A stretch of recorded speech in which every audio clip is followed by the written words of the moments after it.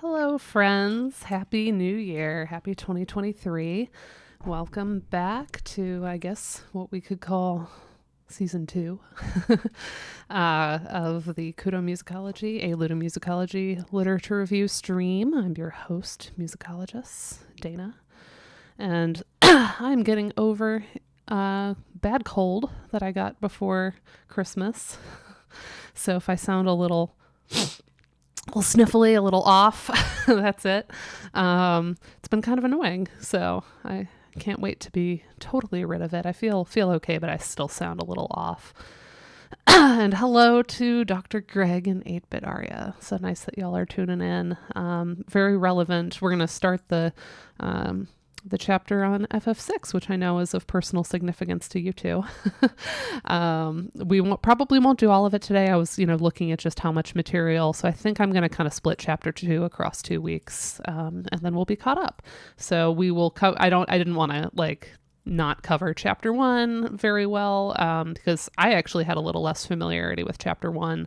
I've read chapter 2 a bunch of times, but I want to make sure everything gets, the space it needs. So I also didn't want to keep us on forever today.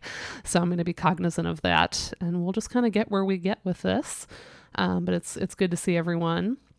And I'd be very interested if any of you made any New Year's resolutions that you want to share, what they are. I have a few, including, just generic stuff about hydrating better and that kind of a thing. But also I'm going to try to be craftier this year.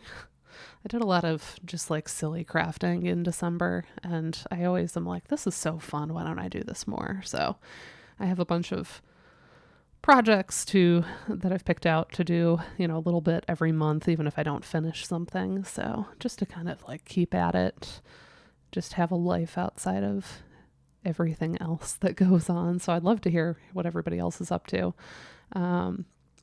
in the chat. And while I'm doing the chatting, as folks are watching ads and getting populated here, I would like to, and I'll share this multiple times, but here is a link to the Google Drive document. The idea, I love saying no more. That's a really excellent New Year's resolution.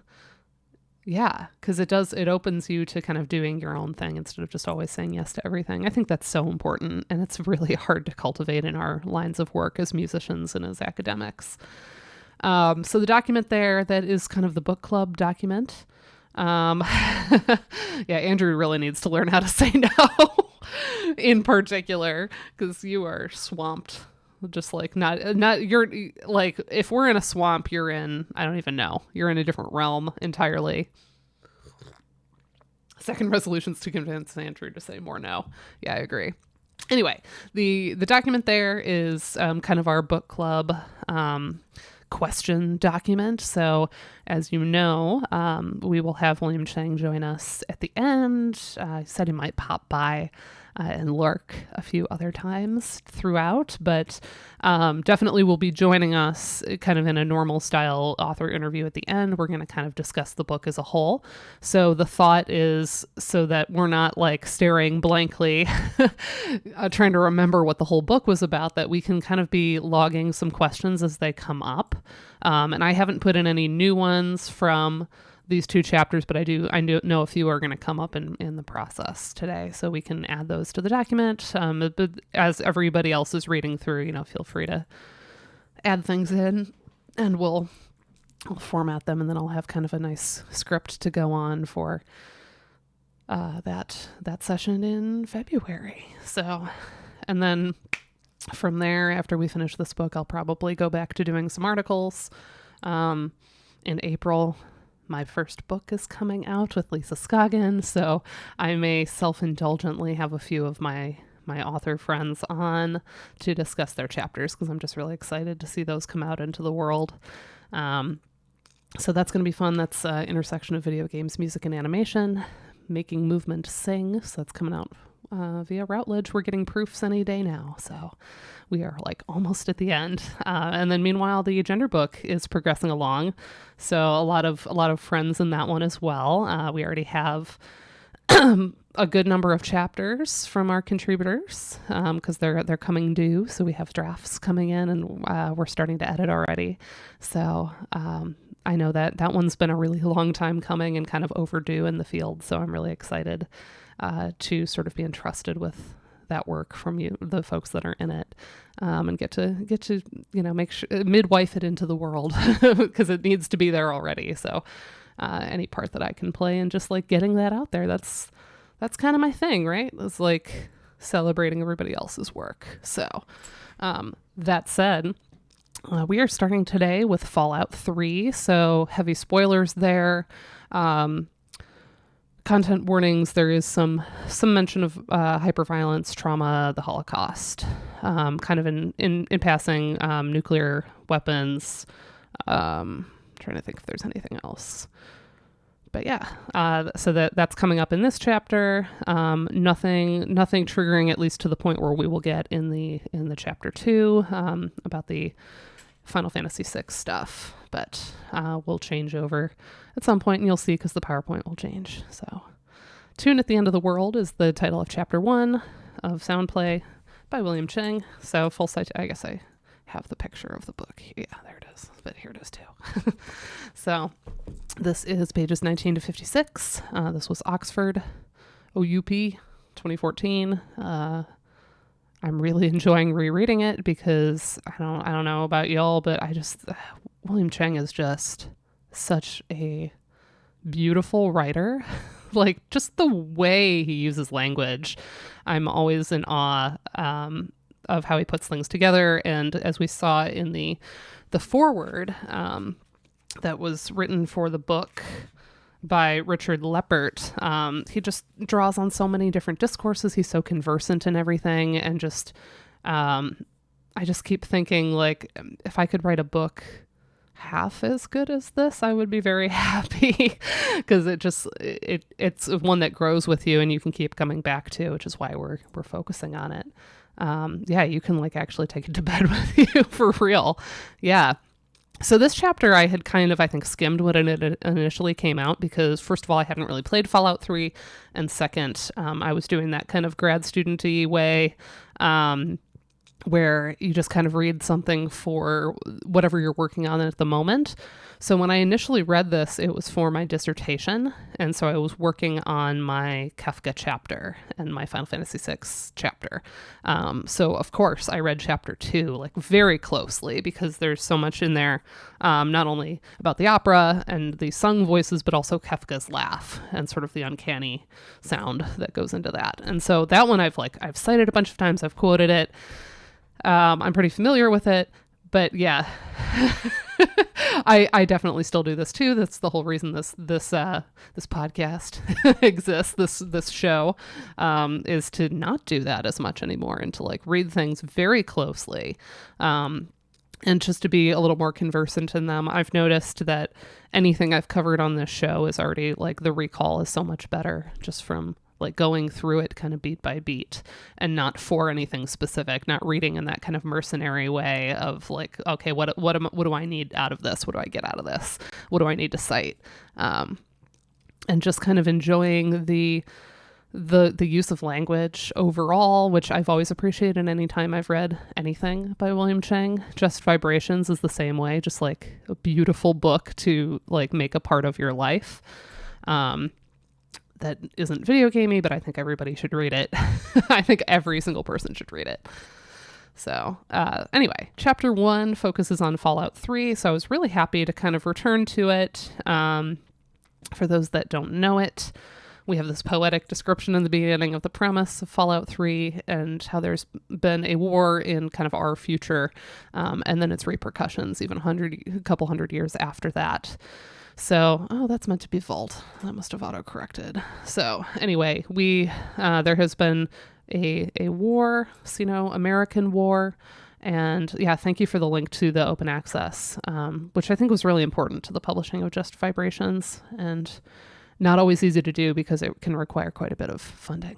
So there are more presses that are working on open access, but the logistics of that I'm exploring for my my eventual monograph. So some places expect you to kind of come up with a significant front of money to make open access possible. So I recommend folks access it, and then, if and when you're able, also buy copies too, because that's always good to support people. I always try to buy books of the people that I know in the field, versus getting stuff out of the library, although library usage statistics are important too. So like actually getting stuff out of libraries is good too.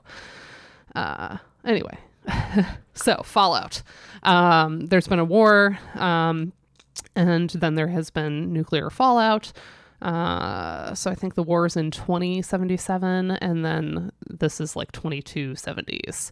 And you've lived underground in a Vault 101.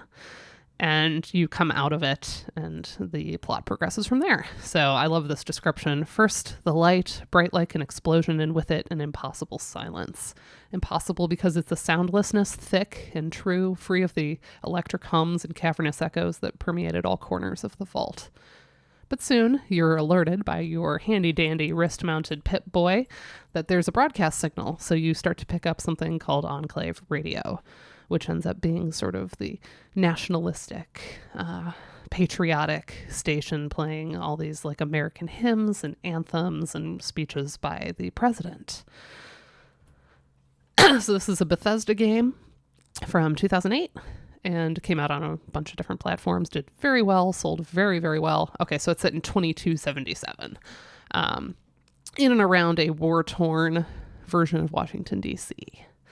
And the player assumes the role of the former vault dweller, so you're searching for your missing father, and folks above surface, who's out there, who's survived, who's been genetically altered by radiation. And so we gradually get clues that there is a far-flung conspiracy involving treason, genetic experimentation, and genocide. Uh-oh. Yikes. And interestingly, to quote again, racial tensions run high between pure humans, made up largely of government and military officials, how convenient, and those who've been tainted by the toxins of atomic fallout. The American president's agenda, which the player can either support or thwart, has to do with unleashing waterborne virus capable of purging all irradiated survivors from the country. Yikes. Unmistakable in the game's counterfactual dystopia are references to real-world totalitarian legacies, the Holocaust, and the horrors of ethnic cleansing. I love the word thwart. The THW is just so satisfying to say. Thwart. So there's an ambient score by Einon Zur that's pretty well liked, I would say. But in this chapter, we are mostly going to be focusing on the diegetic stations. Paging Andrew, use of the word diegetic, sorry. So we have these 3 radio stations in the game. The first is Enclave, which is the first one you pick up, which plays the American hymns, anthems, and President Eden's speeches. The next is Galaxy News Radio, which plays American big band music from the 1930s and 40s, with a DJ who goes by 3 Dog. And finally, Agatha Station, which you can unlock through an optional side quest, which includes classical violin repertoire and original improvisations. It's just kind of Agatha and her violin, and then she has some spoken interludes as well. And you can tune in with your Pip-Boy, but Enclave itself is also being broadcast through these flying propaganda machine transmitters called iBots as well. They're just kind of flying around. So the radio music and the voices create a sense of imagined community. If there's broadcasting happening, then there are people broadcasting, and there are others out there tuning in, right? One would think. So at least gives you the sense that there's a potential for others to be out there tuning in. Although creepily, you realize pretty soon into playing that all the stations are actually running on a loop. So there's this reliance on looping. Andrew's starting to publish these things. It's been a long time coming. A lot of thinking through diegesis and how complicated it is. Of course, this isn't just in video games, but it seems like particularly in video games, it's complicated. It's a very good. It's definitely not. It may be preliminary in the sense of there's more work to come, but I think what came together in that chapter is really neat. I'm happy with how that turned out. So yeah, stay tuned for Andrew, for Andrew's chapter. I'm sure we'll discuss that one. I will, want to cover a lot of that book, just like selfishly. Yeah, it's good times. So you start realizing all the stations are on a loop, and this reliance on looping old music that's going to read as pretty old to 2008 players, also is kind of a nice depiction of trauma and sort of being stuck in a distant past, replaying a memory over and over. So the idea that there's these survivors don't or can't really create new music after this war.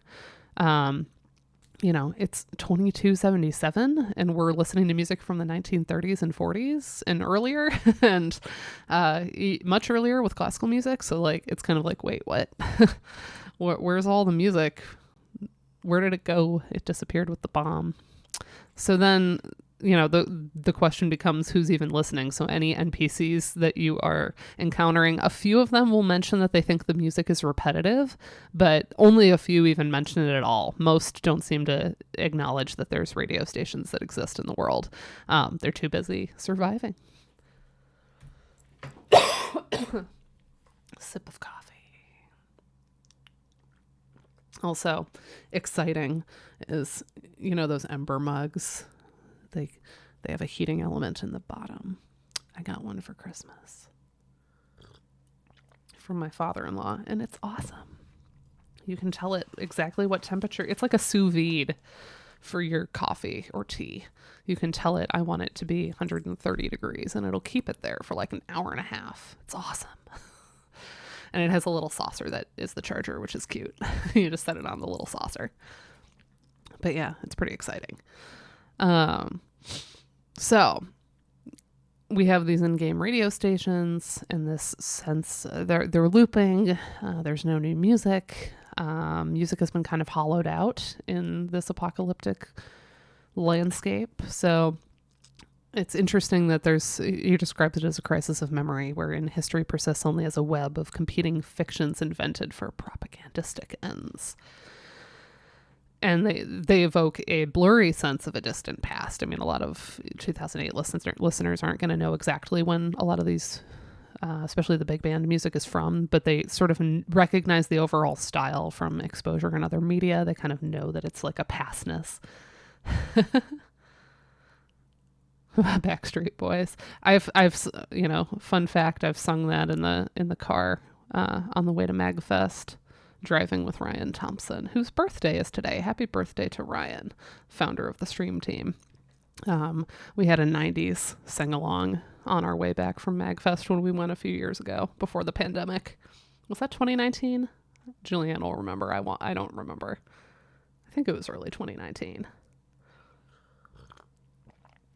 And then I opted not to go in 2020 and then whoop. Was it 2018 already? Woo! We're old. Yeah, I opted not to go in it was like January 2020 because I just had a lot going on that year, and I was like, oh, maybe next year, and then have not gone back, although there's some folks there right now, so I hope they're having an amazing time, having some good performances. I saw Disco Cactus just performed. 88-Bit, friend of the stream, is also performing, so some good friends of the stream. It's 2023 now. We're in that stage of not knowing what year it is for a couple months, right? 2023. So, blurry sense of the distant past, blah, blah, blah. The war's purging of history, in short, has yielded a setting where music exists as a veritably ahistorical autonomous entity. It's just kind of out there. Yeah, yay, Pete. Julianne and I booked our NACFAGM travel and hotel, and we're very excited about the hotel, and it looks like it has a really good restaurant, so we'll probably be convincing people to come have dinner there too, because the food looks so good. So anyone that'll be there. Oh, I want to go to a local meadery. Are you kidding me? I lived across from one when I was at Ohio State for grad school. So I'm all about that. Do a little mead tasting. That sounds really fun. I can't wait. I know that there will be a lot of folks tuning in online We'll see if, if I can do one of those little like Twitch IRL type things from my phone, maybe just so like folks can kind of like be there and hang out. I don't know. We'll see. I did not have luck doing any streaming from New Orleans, but that was kind of a different setup. So, of course, the conference itself will be streamed, but, I wonder about folks maybe coming to say hi virtually when we're doing like informal hangout. Yeah, like NACFAGM vlogging. Exactly. Julianne gets it. I actually have to. That's another, I guess I should, while we're NAC vlog'em, that's exactly the hashtag I'm going to use. Thank you. While we're NACFAGMing quickly here, I should mention, I tweeted it. I meant to post in the Ludo Discord, but I haven't yet. I'm planning to sponsor a registration, hopefully for like a student, early career, contingent, somebody who can really use it. It can be either for in-person attendance or for someone who is hoping to join the virtual. And you just have to send me a message with your email address. I'm going to probably do that soon, like within the next week, if that applies to you, or if you know someone that could really use their registration covered. So that's my plan. If anybody else wants to get in on like the paying it forward, I can always pass along info for some other folks, that I haven't had too many responses yet. So I don't know if that's a train we want to start. And yeah, there will be some one-up funds too to hopefully help with that sort of thing. But I thought it would be nice to just cover somebody's registration. It's like a tiny little thing I can do. So, yeah, if you know people, I've had like 3 or 4 respond to me so far. So, yeah, that'd be a nice thing. So anyway, I should post that in the Ludo Discord, but I keep forgetting to be on Discord because I'm bad at Discord. I will. That's a resolution. Get better at Discord in the new year, especially if Twitter continues to be weird. Yeah, Julianne and I, let's make a resolution. Let's get better at Discord. Oh, coffee is so good. All right, so the radio. Played here. I have so many typos. I apologize. I'm still not like 100% from this illness. The player has control over the radio music in a lot of different ways. Spoilers. I think I said spoilers at the beginning, but spoilers. You can kill President Eden. Well, actually convince President Eden to self-destruct, but if President Eden goes down, Enclave goes offline forever. If you don't fix the radio dish on the Washington Monument, Galaxy News always has a weak kind of staticky signal, but that can improve if you do that side quest. And for Agatha's station to exist at all, you actually have to retrieve her like family violin and bring it to her so she can play.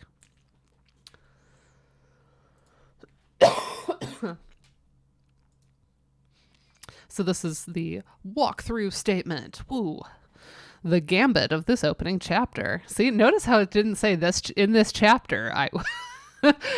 Will Cheng just like getting poetic here with the walkthrough statement.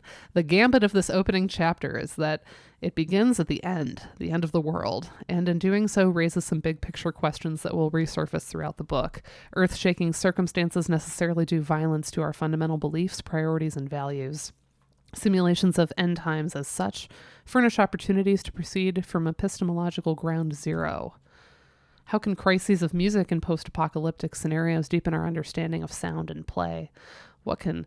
eschatological? I've never pronounced that word. This always happens to me. I need to look this stuff up before I say it. Eschatological? Is that... Anyway, imaginations teach us about orality, aesthetic autonomy, and the limits of musical inquiry. Just how much does music matter when it is pitted against bewildering instances of violence and atrocity? An important premise here is that gameplay does not entail complete control. It tends rather to be riddled with anxieties about the fallibility of human operations, about how one's agencies in a game may at times feel as virtual worlds themselves. Toward the end of this chapter, I narrate my own experiences with 2 quests in Fallout 3. The first involving a nuclear bomb, the second, a sunrise. With these first-hand accounts, I call attention to interplays between obedience and transgression, between our propensity to follow rules and our will to break them. For both quests, I reflect on how the use of a video capture program called Fraps might have, in retrospect, shaped my actions and moral choices in unexpected ways. The end, it's often said, puts things in perspective, and so it's here we begin. So eloquent. So eloquent. Speaking of ends, dystopian media has had sway in pop culture kind of forever, but particularly the focus here is on post-World War II in the U.S. Think about death of the author, death of the subject, death of analog formats, all these deaths that have happened. And there's always people that are claiming that we're post something, or that something is ending, or that the world itself is even ending. And those folks can get accused of being gullible or alarmist or fanaticist, depending on what they are saying is ending or dying. And of course, we have a wonderful symbol that has been everywhere in pop culture of the big red button as a symbol of potential nuclear cataclysm. It's popular and enduring. Which brings us to Adorno. Okay. Adorno. The idea of what's the role of art in all of this when we have trauma and nuclear war and destruction of the environment and, you know, all these world-ending ruins. Does art have a place? You know, what can it or should it do? And so there's the famous and oft misquoted Adorno quote: "To write poetry after Auschwitz is barbaric," which is often reduced to "this isn't possible" or "this isn't permissible." And that's, of course, to take that because it's pithy and it sounds nice, and to not really put that in its full context, that it's not saying that it isn't possible anymore, it's not permissible. It was a very specific situated statement in that moment about sort of like the reaction to the traumas of the Holocaust, and just how common claiming something is dead or ending is in academia. There's a really interesting discussion here about sort of proclaiming something is dead and using that to put ourselves at the cutting edge because we're seeing it end and we're at the forefront. And this doesn't always show up in anything as dramatic as saying something is dead or dying, but also just the use of the word beyond in academic titles. The reflection was on Beyond the Soundtrack, and a very interesting little review there to that. Let's see if I can find it really quick. So edited by Daniel Goldmark, Richard Leppert, and Lawrence Kramer. David Neumeyer's review gets into the title, saying that the rhetorical gimmick in a title phrase starting with beyond is ruthlessly efficient at setting up an opposition that establishes and at the same time denigrates a term understood as unmarked in favor of a marked term preferred by the author or editors. Titles with beyond, in other words, are tendentious and manipulative. Oof. Yeah. That academics really like to be at the cutting. That's a really interesting reading of that title. Very influential book if you're a film scholar. But even when we're not, again, saying that something is dead or the end, or beyond, we often talk about being in, you know, post something, post-modernism, post-whatever. And I like that Cheng says that the postness of things has the same appeal as time traveling into the future. Getting ahead of ourselves is a way to get ahead more generally, to seize newfangled paradigms before others beat us to the punch. That's great. But then there's also kind of like an ironic counterculture or backlash to that you can be even cooler if you're making fun of the people that are claiming that we're post something else to suggest they're premature in asserting that it's over. It's not actually over yet. And we've seen this in backlashes to post-feminism and post-racialism as concepts in the academe. And so the entertainment, that's all the academics. Okay, fine. There's an entertainment value of dystopian narratives, post-apocalyptic futures, and playing with the end in that it celebrates that we aren't there yet and that we're keeping on. So it opens an ironic space that this chapter really trades on. So this game, Fallout 3, seems to be a literal interpretation of Adorno's poetry statement because new art doesn't really exist in this world. It's 2277 and we have music that is way older, hundreds of years older. So Enclave Radio, to do like a deeper, close reading of what's there, we have bombastic American patriotism, even speeches that recall FDR's fireside chats and have kind of folksy reminiscences of childhood dogs, love of baseball, and the American way, in a slight Southern drawl. The spoiler, though, is when you find Eden, you realize it's a self-aware supercomputer with a personality built from all previous American presidents, and it's where we learn of his genocidal agenda. And then you can either contaminate the water supply and wipe out all of the folks who've been impacted by the fallout, or you can convince the supercomputer to self-destruct, which takes down the radio station for good. So, sorry for the scans on these. I need to find that's a good thing to like ask everyone on stream here is I have a Pixel now. I got a Pixel right before AMS, and I had been an iPhone user for a lot of years. I had a couple really good scanner apps on my iPhone. Does anybody have any good recommendations for like an Android-friendly scanner app, that turns them into nice, scanner apps? You can like scan a page and it like corrects for the angle and everything and makes it look nice. I had two really good ones on my iPhone, but they're only available on the iPhone. They're not available on Android. So that's annoying. So that's why it's a little, it's a little, I took a picture with my cell phone because it is. And I don't have a digital copy of this, so I wasn't able to just like crop a PDF or whatever. So anyway, Music Enclave Radio, we have things like America the Beautiful, Battle Hymn of the Republic, Dixie, Hail Columbia. I didn't see Scannable because that was the first thing that I wanted to find, but I will look again, hopefully, because I would love to get that again. It transferred like most of my apps from my iPhone, but a bunch just didn't transfer, so I'll have to look again. Let's see what else. Stars and Stripes Forever, Washington Post by Sousa, Yankee Doodle. So like all these very patriotic songs. Galaxy News Radio, the signal is weak unless you do the side quest to improve the signal itself.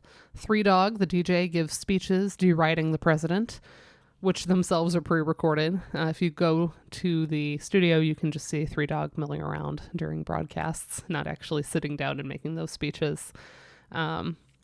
Music is focused on the big band era. The lyrics are often about heartache and longing, which seems to evoke sort of a nostalgia for the pre-war, pre-nuclear years. But also, there are times where there's kind of ironic commentary that happens with some of those, but that comes up a little later. I'm going to open to that so I have it. So this is a 2-page image, again, kind of blurry. I'm sorry. So there's more music on Galaxy News Radio, but still it's only 20 tracks total. So eventually you do hear the loop, pretty soon in the game. So we have things like Anything Goes by Cole Porter, Happy Times performed by Bob Crosby and the Bobcats. I love I Don't Want to Set the World on Fire performed by the Ink Spots. That seems like a fitting choice, right? Into Each Life Some Rain Must Fall by Ella Fitzgerald. Some really funny juxtapositions here. Way Back Home, another Bobcats. Rhythm for You, Mighty Mighty Man. So a lot of these aren't going to be like, maybe Anything Goes. Just from the musical itself is kind of familiar, but a lot of these, like, the players aren't necessarily going to, like, if you ask them, sing me Easy Living, are a lot of folks going to know it from 1937? Probably not, but they're going to be conversant in sort of that overall style. The postmodern jukeboxing, we have the people on YouTube now that take modern pop songs and turn them into this style. So, and we've encountered this music in films, TV, kind of generic depictions of our grandparents' time or whatever. So we kind of know how to parse it, even if we aren't like super familiar with all the songs in the repertoire. Finally, we have Agatha's Station. So there's an optional quest where you track down her great-great-grandmother's Soil Stradivarius violin, which, fun fact, in real life, Itzhak Perlman's been playing that one since 1986. So still plays it as far as I know. I don't think that's changed since 2014, but I could be wrong. So that's the instrument that Perlman is on. Notice it says has been played by, not owned. At that level of violining, you don't tend to own your instruments. A company or some very rich person owns it, and they let the virtuoso like use it because they want it to be played by somebody great. But yeah, some of these, and the Strads like all have nicknames because there's so few of them that they all kind of have like their distinctive nicknames. It's like Beethoven's sonatas all having like silly nicknames because of the publishers. So I don't think I knew that Perlman's instrument was called the Soil Strad until this chapter. So learning new things. So if you bring her the violin, you get access to the radio station on your Pip-Boy. You can't really hear it anywhere else. No one else seems to be tuning in to poor Agatha. Or at least, you don't see it if they do. Maybe there's someone that's listening to it somewhere. But so classical music here, Cheng argues, is ghettoized, relegated to the margins of the airwaves, and valorized in this virtual world, offering the player the pleasure of accessing a private signal, of obtaining a music of one's own in a realm otherwise saturated with American tunes. So Agatha has 6 improvisations and pieces of Bach partitas, not the whole partita, and then the Dvorak Concerto First Movement, and the Zigeunerweisen by Sarasate, or Zingareska, depending on what edition you buy and what language they decide to put the title in. First time I think I played it as a high schooler it was Zingareska, and then I was confused when I saw the German title. So Agatha's, we said, okay, there's no new art, there's no new poetry after Auschwitz, etc., right? But Agatha improvises. There's 6 improvisations, and it's the only thing that we could call the new music that's been created in this reality. But a lot of them take after the Sarasate. They have that kind of like late romantic showpiecey, traversing the instrument with a lot of passage work kind of thing, which we'll see a transcription of in a moment. And Agatha will even perform live for you if you ask. But if you ask her again, it's exactly the same performance. So it gives it that kind of automaton, like creepiness. So the question becomes, if the war supposedly happened in 2077, where in 2277 is all of the music from 1950 to 2077 at least? Why did history stop in 1950 and not 2077? Well, we'll get there in a sec. But briefly, let's listen to actually the second example first. So folks might know the Sarasate, but here's the beginning of that.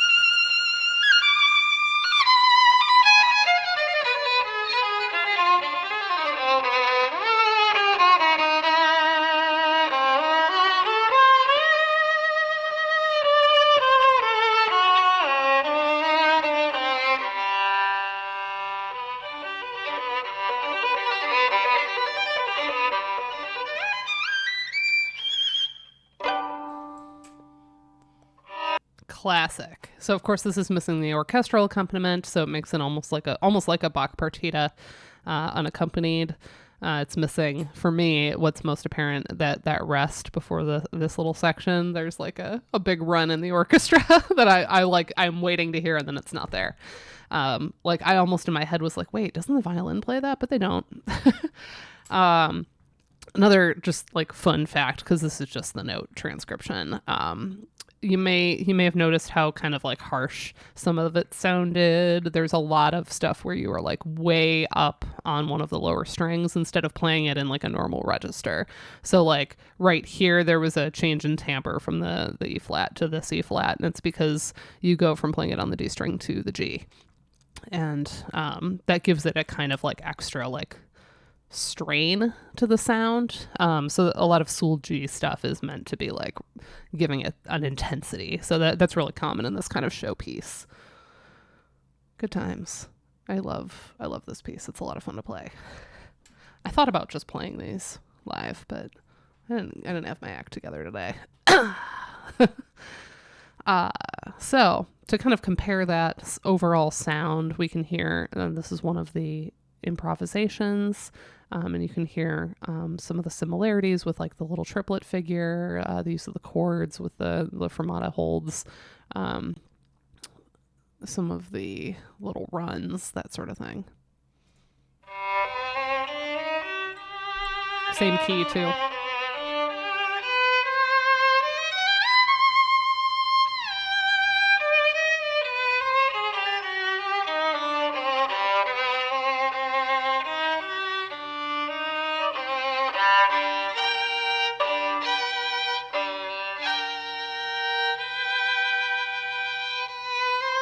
Interesting. Did y'all catch that at the end? Why I made the face? There's some higher notes in there. Interesting. Maybe the version in that I found on YouTube is not the same that was in the original game either. If this was done from like capture card or something, I'd be very interested. I'm gonna have to make a note of that. Possibly in the document. There it is again. Yeah, I'll have to take a look at that. Maybe there's different versions. So, the use of all this old music is meant to read as old to 2008 players. So, using something like Goliath or Lady Gaga doesn't really work here.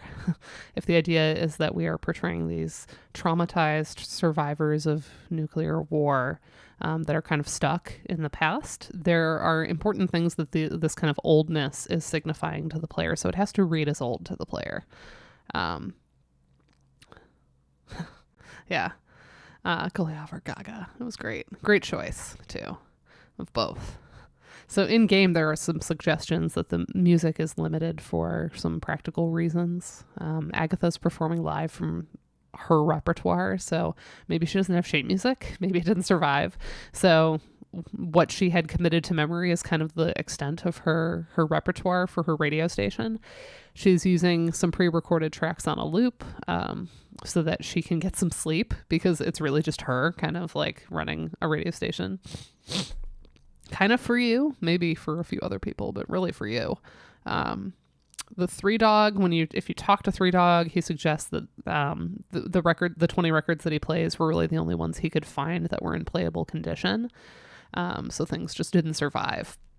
Of course, this choice from an outside the game perspective reduced licensing costs for developers, and also meant that they didn't have to kind of come up with original art from the future, and imagine where music would go in several hundred years. So these traumatized inhabitants can't make new music, but also we as players and developers can't imagine music from hundreds of years in the future. And you think of, first of all, media that has done that, or like in Star Trek, like depicting alien culture, Klingon opera, that kind of a thing, and how often that just it becomes kind of laughable very quickly, right? It ends up being very dated to whenever those things came out. It ends up just sounding like whatever the avant-garde music of that time was, instead of anything future, because we just can't put ourselves into the future. So the notion of oldness allows for a sense of, it also allows for a sense of irony, or fraught ideals to really shine in the music and come forward for those that notice it. So Enclave's music, of course, is patriotic and nationalistic on the surface, but it ends up taking on these imperialist and xenophobic undertones for the player. The GNR's big band music is very cheery, but it belies brutal realities of World War I and World War II when this music was emerging.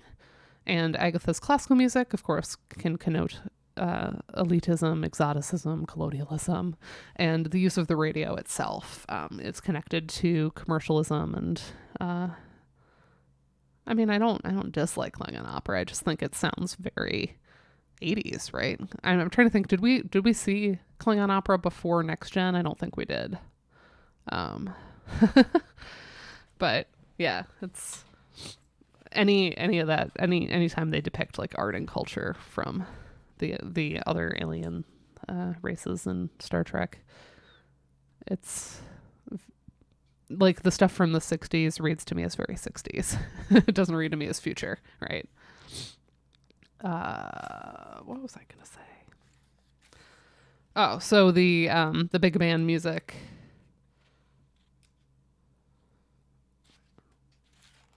I flipped far away from where I wanted to be. There we go. Yeah, we'll come back to the brutal realities a little bit too, because there's some interesting linguistic stuff with the lyrics lining up with some of the actions you're completing on screen. Yeah, mid-century futurism reads so specific to its time, and I love it. Like, it's an aesthetic that I adore, but it's like very 60s, right? I prefer that level of stylized futurism to, I guess, modern like gritty, especially dystopian sci-fi. That's one of the things I love about, this is a side note, but it's one of the things I love about Star Trek versus or at least earlier Star Trek versus a lot of other sci-fi, is like sci-fi kind of tends in two camps, and one of them is this sort of like dystopian, like very negative view of humanity, and the other is that kind of Gene Roddenberry vision of like, if we get our act together and we focus on like art and science, we could solve a lot of the world's problems and like have this really cool, bright future. And I always liked that optimism and how it was just so earnest. And of course, even by the time of like Deep Space Nine, we were starting to kind of deconstruct that myth, because it just wasn't reading to the audiences. I'm not a Star Trek expert. I just, I've watched them. For more on that, see Evan Ware and Jessica Getman. What's the new book that just came? It like recently I saw a thing about. Let me look it up.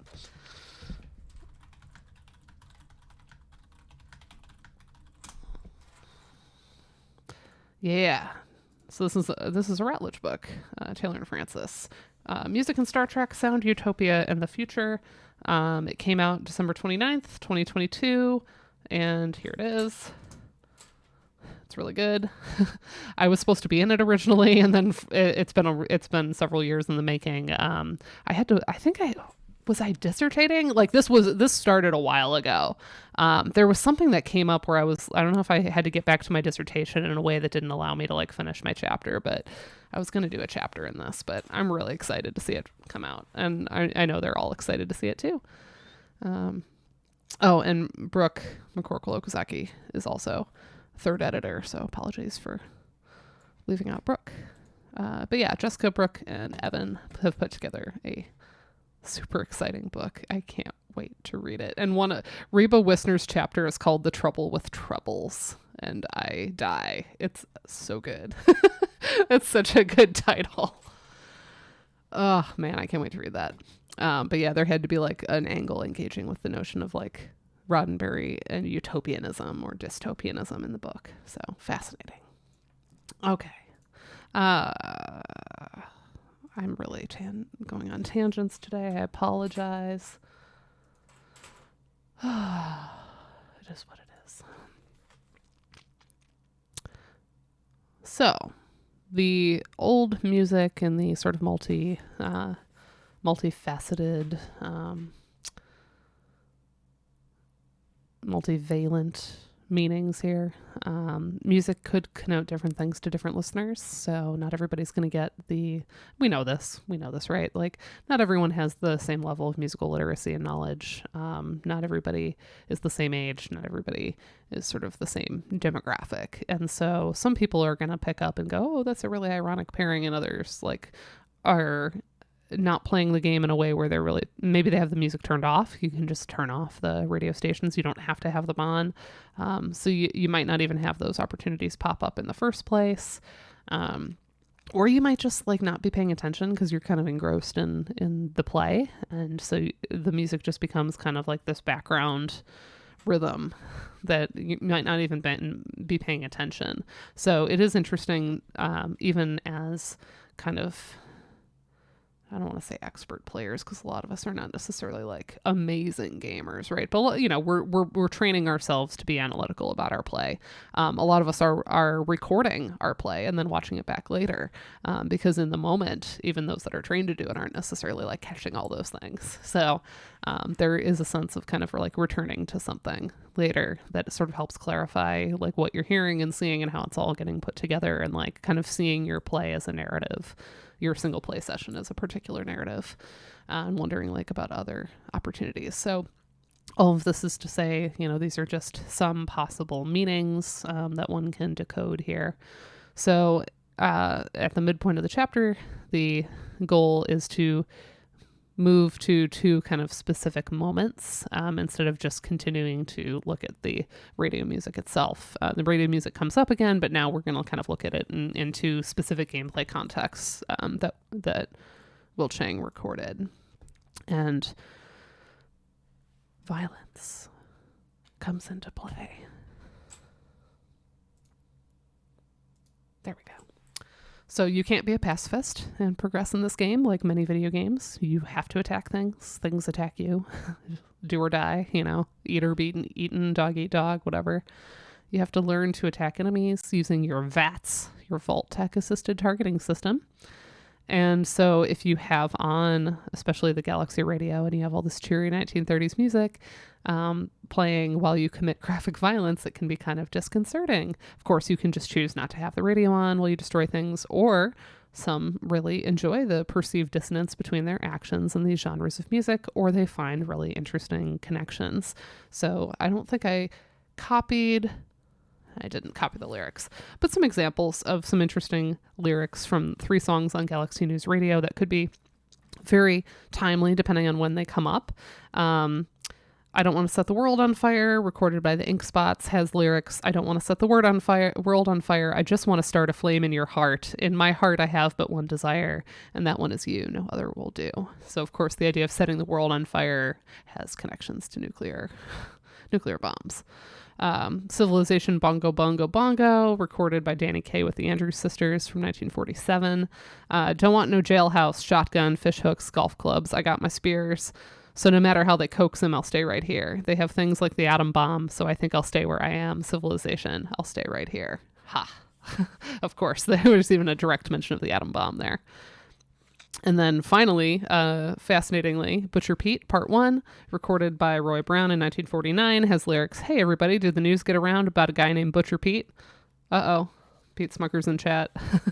Don't become Butcher Pete. Pete just flew into this town and he's chopping up all the women's meat. He's hacking and whacking and smacking. He just hacks, whacks, chopping the meat. So obviously that one's super violent. And if you're committing violence to that song, it ends up actually being kind of an appropriate scoring for that. But of course the music is that like kind of cheerful swing style, which seems to belie that. So online, there's a few camps about the music. Some see it as kind of like a swagger that you have the music on while you're killing. Some think of it as a way to break up the kind of ambient soundscape and silence of the world. And some really look forward to the serendipity of incidental music and action pairings, because you can kind of turn the radio on and off and catch it at different moments in its loop and, you know, have these kind of unique playthroughs because you're getting different pairings each time. And so like all the lyrics that seem to comment on or clash with the encounters can turn that music ironic. And then from here we get into a discussion of music and violence and how well technically we can combine music with any image, behavior, mood, or setting. Conventions do exist that render some of these pairings more troubling, unexpected, or even problematic. So to quote, although beauty and peace have no natural monopoly on music's symbolic currencies, The deliberate association or random coexistence of music with acts of injury can seemingly sever this art form's presumed kinship with ideals of edification, recreation, and pleasure. And from here, we jump to a discussion of music and torture. Classic back and forth in the field. Suzanne Cusick is remarking on sort of encountering music used as torture. And let's see if I can find the quote. It was long enough that I didn't copy it in, but I can find it to read it. Here it is. First of several essays on the American government's use of music as a device of torture and interrogation. So this was 2006. Suzanne Cusick wrote, I began desultory research on a phenomenon of the current global war on terror that particularly wounds me as a musician, wounds me in that part of my sensibility that remains residually invested in the notion that music is beautiful, even transcendent, is a practice whose contemplation would always lead me to contemplation of bodies and pleasures, not bodies and pain. So just kind of grappling with the use of music as torture and how difficult that is from that positionality of somebody in the field. And then Jonathan Bellman writing on Dial M for Musicology, the blog, basically says that musicologists of all people shouldn't be able to go on record with an earnest, carefully worded version of music should be nice. The problem is the torture, not the music. And what enraged me about the comment is that it's about her offense, about the contemplation of bodies. Like the outsider's position here. And so there's like really passionate back and forth happening here about music as torture and like the AMS's stance on it. And a lot of people that want to distance the idea that it ceases to be music if it's being used as torture. Like that's a common thread of thinking here. So we get into this heavy argument here to point out that thinking to things like sonic violence ends up having a lot of stakes for our field. And that in sort of contemplating the combination, even if music itself isn't the torture, the idea that music can kind of coexist alongside acts of violence is really troubling.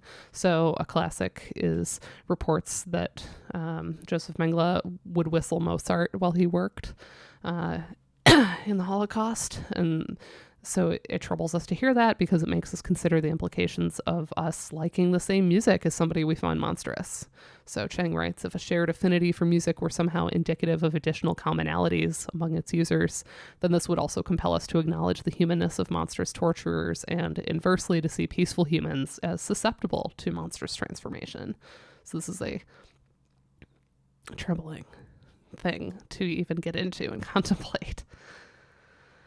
In work on music in the Holocaust, there's a common thread of just asking how, throwing up your arms and just be how can one be whistling Mozart while they do this to people? How can one do both X and Y? And Cheng writes, well, the answer is pretty simple, by doing both X and Y, right? But that doesn't make it an easy thing to come to terms with. We have to come to terms with that uncomfortable and surreal truth. All of this is to say, we keep seeing these ironic or, incongruent juxtapositions of cheerful music with acts of intense violence to the point where what is even truly ironic or shocking anymore? Like we've sort of been exposed to enough of that kind of combination. So there's so many sequences that we can point to where upbeat music has shocking violence attached to it. I always think of Reservoir Dogs. Stuck in the Middle with You, right? That's a classic. But there are a lot of scenes like this in film that we can think of. Post your favorite in the chat. Favorite moment of just like, ooh, the music and what's happening on screen are not comfy because they are combining like music that's kind of wrong for what's happening. But now we're used to that as a shorthand. So it's not as shocking anymore. I mean, maybe a little bit, but not as shocking. It's kind of dulled over time. And of course, one of the issues a lot of people have here is the idea that we're as players, because we turn on the radio or don't, is that we're scoring our own violence with these pieces. Some people think that this is kind of stylized and subversive, lending an ear with a knowing wink, as he puts it. So, it brings up a question of to what extent are games an extension of our values and identities when we commit blatant violence in them. I don't have time. Yeah, I'm sure Andrew has a bunch of those. A bunch of those examples. So this brings us to a particular act of violence that one can or decide not to commit in Fallout 3, where you are asked to set off a nuclear warhead in a populated area. It's an optional task, but it has huge rewards if you do it, in-game rewards. So the target is Metaton, right? Not Megaton. Now I don't remember which one's right. It's Metaton, right? Metaton. My misspellings are leading me awry. Megaton. Oh, there you go. I misspelled it. Mega, not meta. So, the town is named for its unexploded bomb, and a rich man who lives in just outside of town, Mr. Tenpenny, likes to stand on a balcony with a sniper rifle shooting at animals and irradiated survivors. And he wants to see Megaton gone because it ruins his view. And so his right-hand man, Mr. Burke, asks you to go set up a remote detonator and detonate the bomb and just destroy the whole town. But in the process, yes, I must have been putting I thought of that as I was rereading this too, of Undertale, Metaton. Absolutely. So you can decide to detonate the bomb or not do that. And if you disarm the bomb, the residents give you 100 caps, which is the in-game currency. But Mr. Burke will start to send mercenaries to try to kill you for the rest of the game.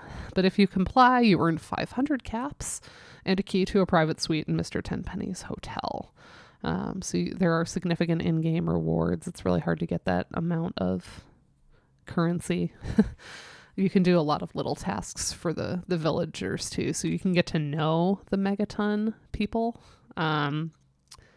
And that can have an influence in what you decide to do if you've gotten to know any of them or done any of those side quests first, and sort of versus, just doing it because you want the rewards. And so Cheng actually completed 2 different playthroughs, one detonating the bomb and one deactivating the bomb, just to get both on record basically and sort of see both results. And particularly there's an emphasis here on the one where he actually detonates the bomb, and the mimesis of the moment where you're prompted to use the action button E to detonate, where, often when you press the action button, you're doing some other action. They're dancing or, whatever.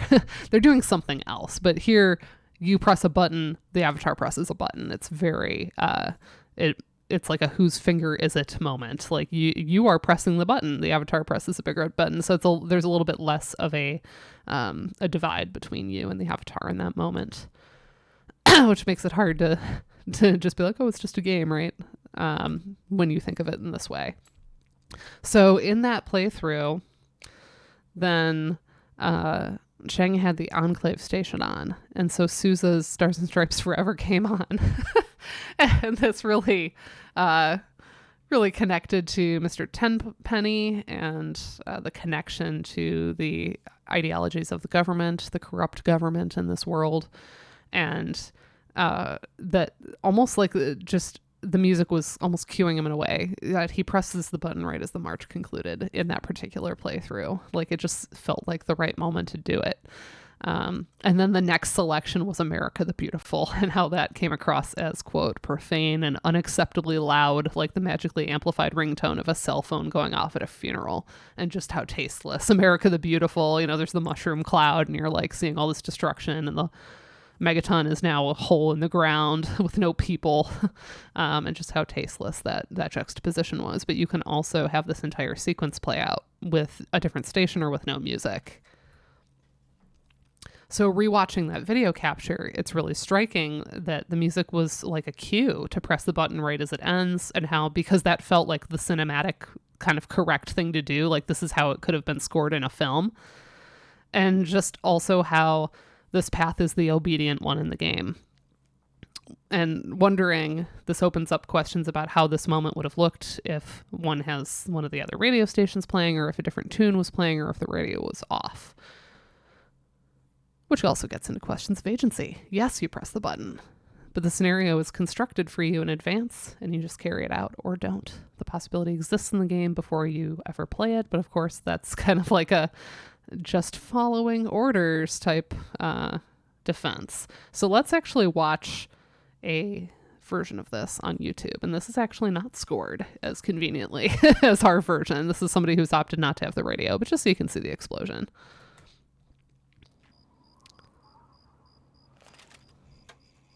It's pretty dramatic. And Tenpenny and Burke will remark on it as it's happening.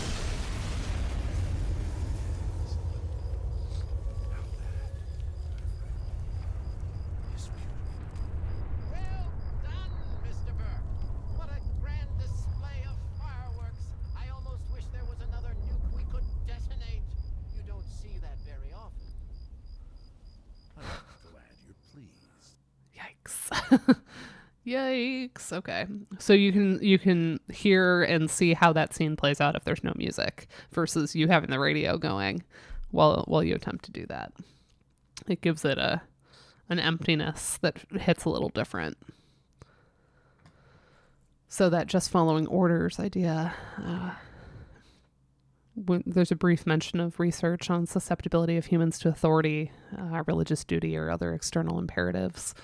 The classic torture experiment, about delivering electric shocks to an unseen other participant in the other room, and being told over and over again by the examiner that you have to press the button even though the other person seems to be in pain or eventually becomes unresponsive, and seeming to indicate that it's so important for people to follow orders of an authority figure that they will potentially even kill other people in the name of obedience. The classic experiment,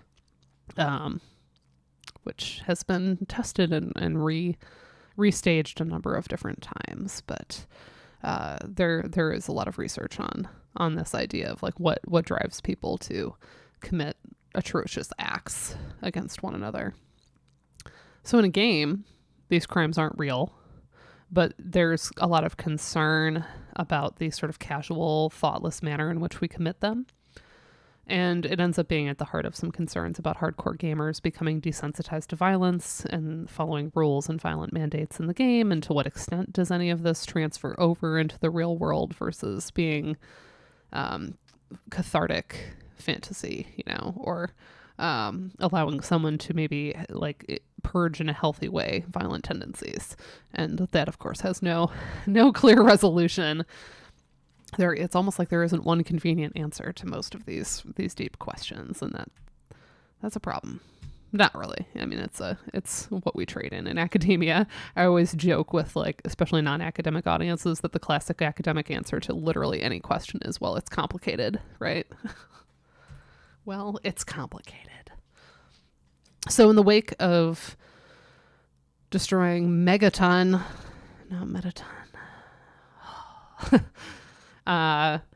Cheng sought out internet forums debating whether to detonate or not. And the reasons kind of fell into two camps. Morality of being a good person, even as you're projecting yourself into the game world, like making your avatar a good person, versus being a good player or playing a more interesting character arc.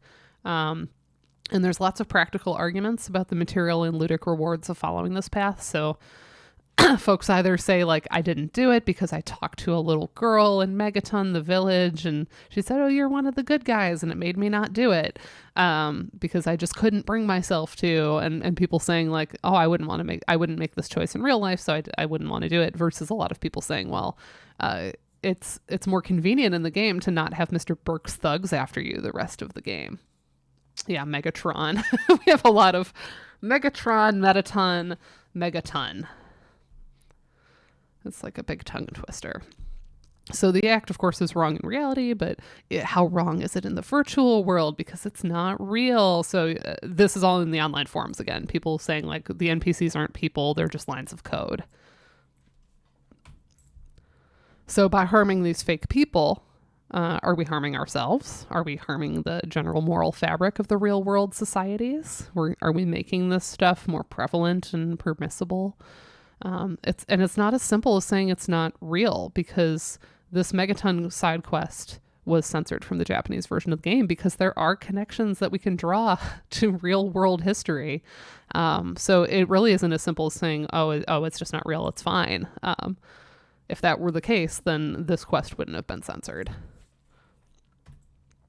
So there's a distance involved in violence that we have to consider. Not only in different types of violence within the same game, so pressing a button for a remote detonator versus using a pistol or stabbing, but also the player to the game itself. There's a distance there. And distance is important here. How close do we as players feel to the virtual worlds and the depictions of violence within them? Are we desensitized, or are we just literate in gaming and the distance between it and the real world? Like, to what extent are we navigating that boundary and separating ourselves from it versus wanting to we want to give ourselves over to an immersive experience and be in this world? These don't have easy answers. We are unlikely as players to ponder every repetitive motion, right? If it's a first-person shooter, you're not going to ponder every single bullet that you shoot. You're just going to be paying attention to kind of overall how you're doing, how you're getting rid of enemies, how you're progressing. We're also pretty unlikely to notice every musical moment, especially when it recurs or loops and we stop paying attention, we become kind of habituated to it. It becomes kind of part of the musical background. So in that sense, for a lot of players, there's not going to be any contradiction here between the cheerful tunes and the violence, because they're just both background. So the second moment is interesting because it's kind of the antithetical to the game. It's like the polar opposite of this moment of detonating the bomb. It describes unlocking Agatha's station and wanting to record a full loop of the music for like AMS presentations, that kind of a thing, and finding a hill overlooking an abandoned train yard, and how Cheng and his characters just stood there for a half hour listening and looking. Also thinking, the framing of the shot itself would be a good showcase of the music in Agatha's station. There wouldn't be dialogue, there's no sound effects, there's no violence. Nothing kind of getting in the way of the music itself. But how standing there, there was the slow realization that there was a sunrise unfolding. And it was the first time that Cheng describes just listening and not playing the game conventionally. So it's funny that the peaceful path here, watching the sunrise, standing around not doing, is the transgressive,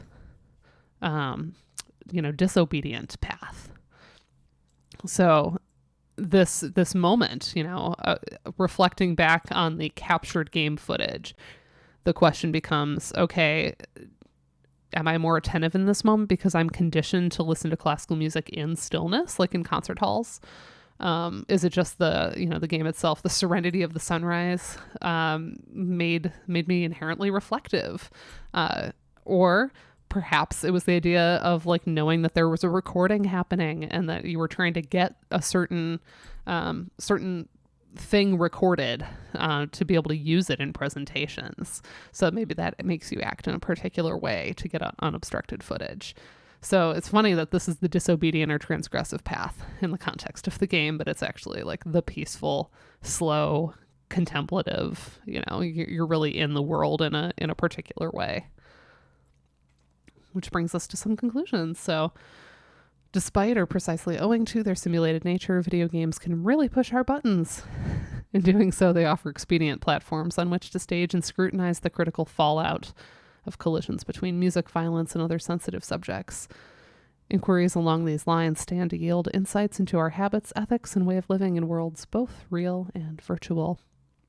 Presumably, however, it remains the job of music scholars, who identify primarily as such, to salvage, emphasize, and publicize the significance of music to the best of their abilities.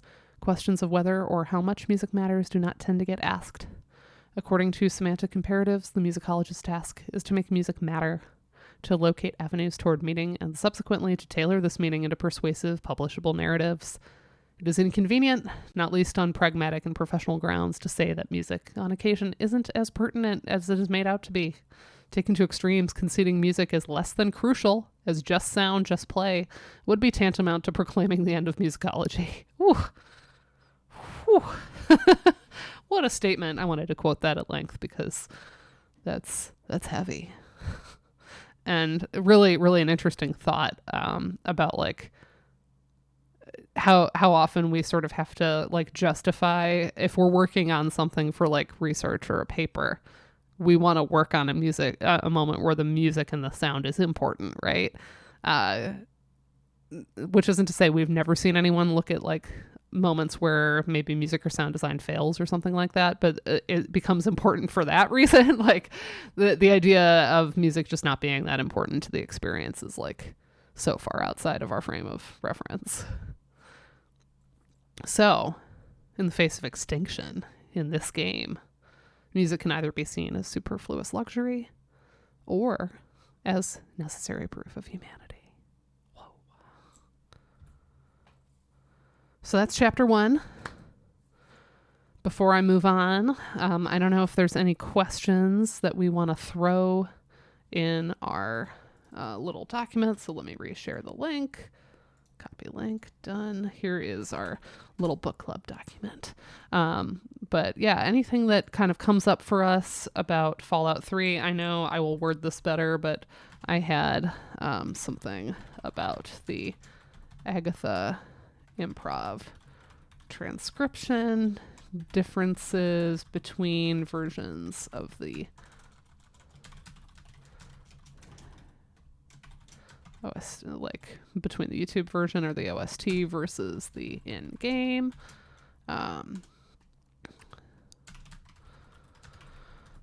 Because I noticed a difference there. Yeah, hot bevy refill. That's always a good thing. All the tea, all the coffee. I'm trying to remember like what else came up for us. I'm just flipping back for a moment.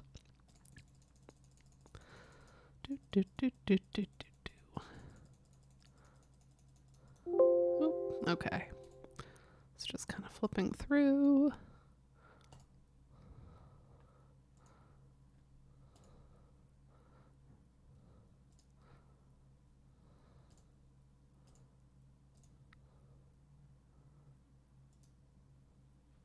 I have to flip back through our questions here. Were there any questions that got posed in the chat that I don't remember? Let's see.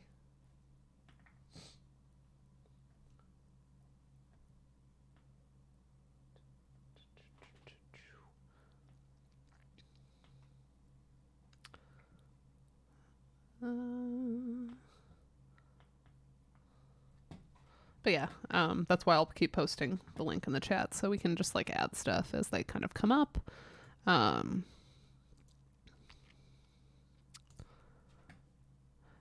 guess one of the ones that comes up for me, right at the end there in the section on transgression versus obedience, the idea of the staying put and watching the sunrise as the disobedient, transgressive option. I have to like bake these questions instead of half baking them, but there was a discussion in the red button pushing sequence with the detonator about how the possibility of destruction is already programmed in the player's agency. Questions about whether this kind of staying put and doing nothing and observing the world is more of the same. The game developers designed a big beautiful question mark open world to explore. So are we not meant to explore it? I'm thinking about this in like Assassin's Creed mode too, that, I tell the story about getting, I just wandered around in pyramids in Assassin's Creed Origins. My husband, joking, like, are you actually going to play the game? Right. And my response to that being like, they programmed this in here in a lot of detail. Like there were, the graphics team spent years of labor making this world. So the idea that like this is not a sanctioned form of play, like there must be on some level a realization that it's just as valid for someone to kind of sit and do nothing and just kind of exist in the world and take it in and wander and explore and look at everything closely, is a super valid mode of engagement with the game.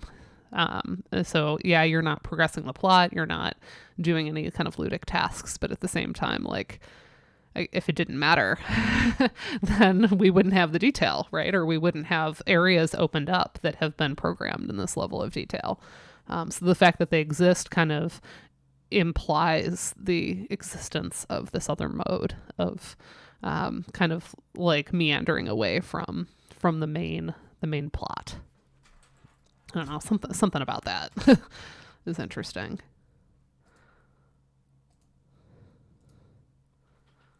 Trying to think what else. Anything else come up in this chapter?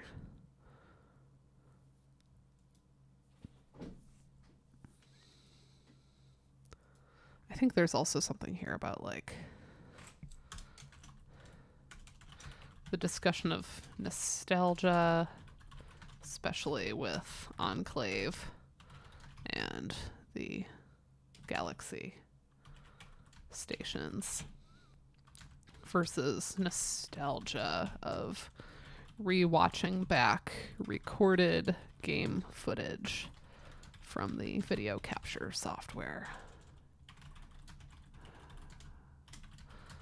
I'm going to come back and refine some of these questions.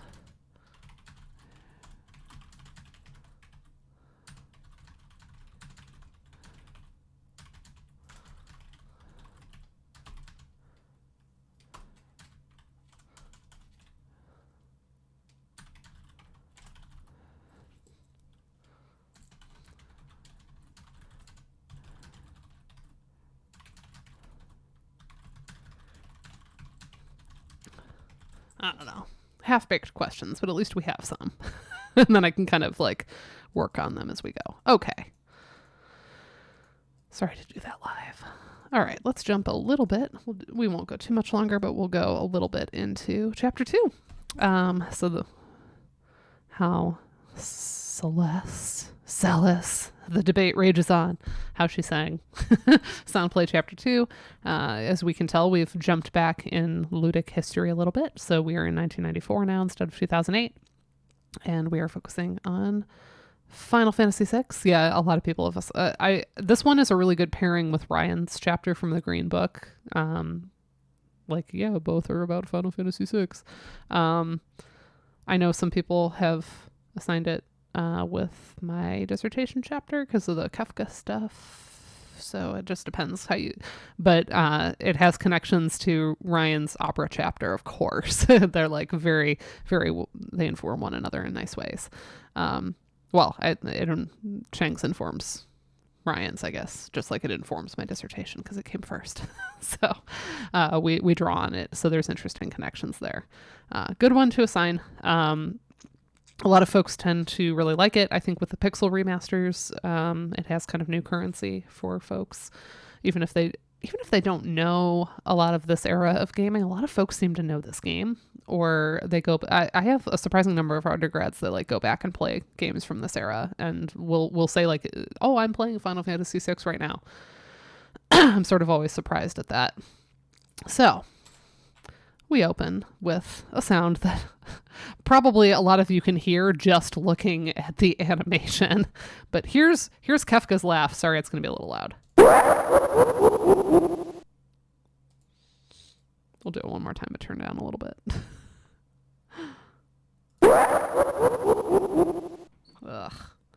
classic. Described as a maniacal whooping laugh synthesized by way of a staccato descending melody. And of course, it's paired with animation of Kafka laughing here, kind of shaking his shoulders up and down. And this pairs image and sound in a way that makes it legible as his laughter, because we just heard that sound without knowing what it was supposed to be. You might recognize it as vocal, but, you know, it really helps to have the two things paired. Played it again. Constraints of early game sound, as we know, involve creating within a limited number of channels. And by the Super Nintendo wasn't as limited as the NES era, but I like here this idea that there's creativity happening by the players as well.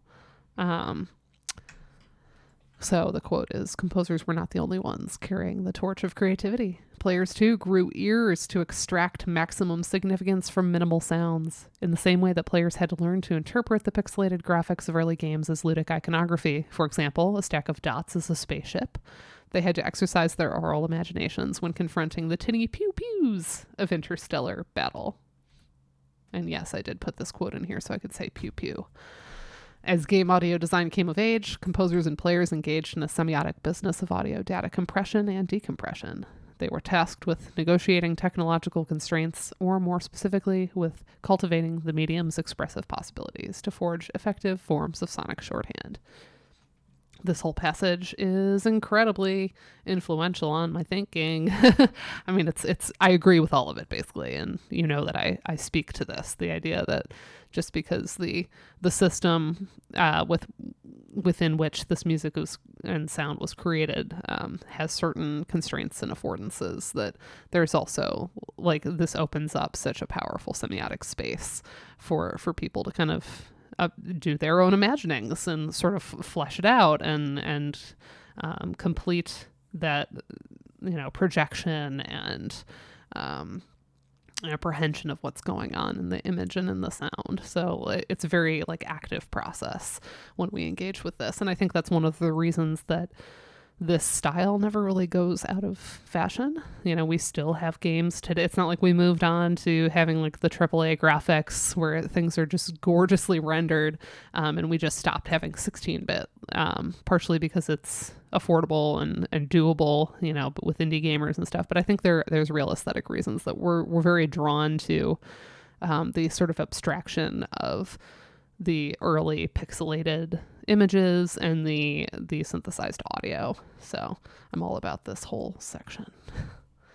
So the question becomes, how do you make sounds say something in the early audio environment? One way is to make them say something, make their sounds approximate vocal expression.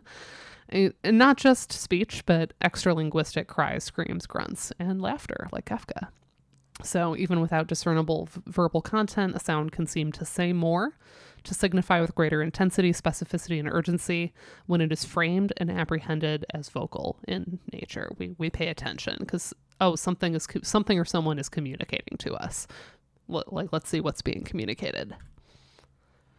Abstract sounds represent voices in the beginning, and eventually we do get some early sampling, but the overall trajectory is to have more abstracted speech. Think of Elizabeth Medina Gray's work on beep speech and different ways of signifying voices happening, all the way to modern full voice acting, where the whole thing is like a movie script and you have professional voice actors, sometimes celebrity ones too, to help sell the game. But there's folks like Jennifer Hale that are, like, very regarded in their voicings. But there was kind of a middle period too, where even once the recording fidelity was pretty high, the actual voice acting could really be very varying in quality. It could be kind of stilted due to unpolished scripts, budget constraints, lack of coordination between performances, which can either just be bad or so bad it's good. And it can be kind of charming in and of itself. But as full voice acting becomes common, there's laments about what games are losing. as they make this transition. And one of the things is the music becomes backgrounded as the voices become foregrounded. And it's really hard to not pay attention to voices when they exist. Even just ambient like NPC chatter in like The Witcher, it is really hard to not pay attention to that as you're walking by and just listen to the underlying track that's happening. So we know that that has to do with I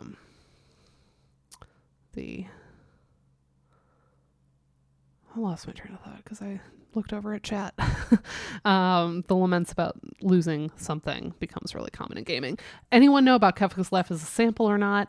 The person to ask, because I'm trying to remember what happened when we hit that moment, is Matthew Valente. Because Matthew Valente has reconstructed every original audio source from Final Fantasy VI. So let me just like quickly do a check and see if there's anything on Kafka's Laugh.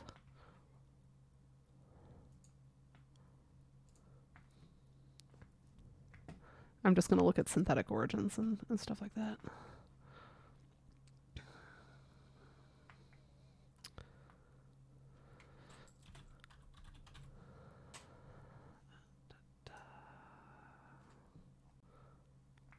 But yeah, that's the person to ask. Yeah, we looked at it with Matthew, but I don't think it was a sample. But I don't remember how it was constructed. But yeah, that's a great question for Matthew Valente, who I think it's TSSF on Twitter. Let me just pull that up really quick. Yeah.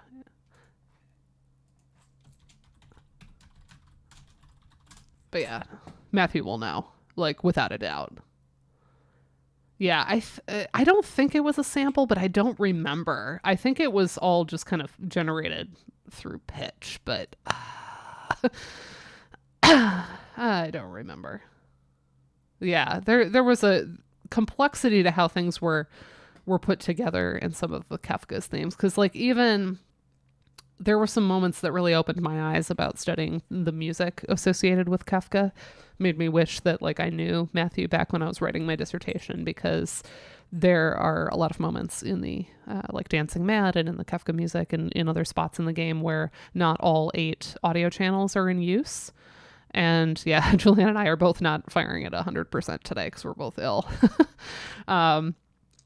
Where not all the musical channels, all 8 SPC channels are in use. And Matthew uncovered that like if you just went channel by channel in kind of all of our normal tools and you just listened to it, it would appear that a channel was empty, but what it was actually doing was using some type of like a carrier, or like, I'm not using the right term, but like a modulating effect on the other channels.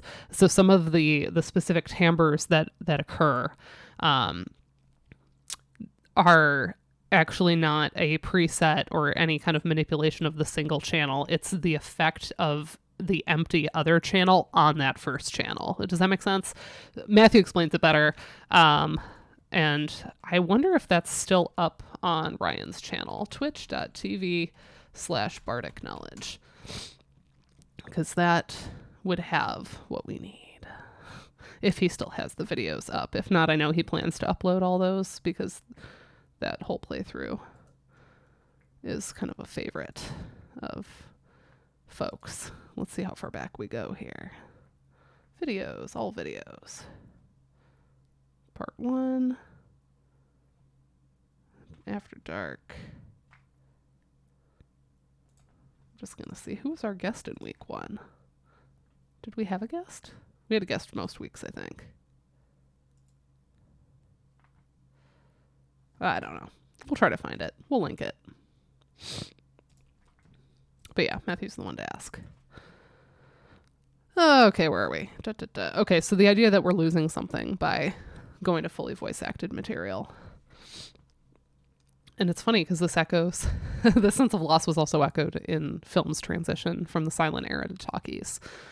That speech commands so much attention, it can really take away from music and other elements of the soundscape, and also the sort of like abstract signification that's possible when you are using non-speech content in the soundscape. So, but interestingly, this is a dialogue question because singing voices operate differently, and they sort of are maybe in the liminal space between full music and full song, and particularly the notion of operatic voice, which utilizes all of these things that can, even if you understand the language, sometimes you don't understand it as it might be sung from like operatic technique standpoint, because we have things like the prolongation of syllables, rhythmic irregularities in declamation, intonations that override speech inflections, the competing sounds of orchestras and choruses, extreme vocal tessitura, and if it's in a foreign language, the foreign language of the libretto. So whether or not you were fluent in the language of the opera, you might not be able to understand it, even if you are technically fluent. So opera in English can be a real struggle for folks that are fluent in English, as a lot of us know. And a lot of our undergrads will tell us too, if we play them English opera, they're like, oh, wow, I need the libretto, I need the text, depending on how it's being set. Sort of the style of vocal writing can influence this too. So there's a line in here that like you can, the greatest enjoyment is when you don't understand the language, when opera is sort of abstracted for you. So the walkthrough, this chapter is about the big stories that little sounds tell. It explores the craft, reception, and expressive possibilities of early game audio through cases of synthesized voices, specifically the sights and sounds of an opera performance in Final Fantasy VI. The opera's main attraction is a mezzo-soprano aria sung by the warrior turned diva Celes.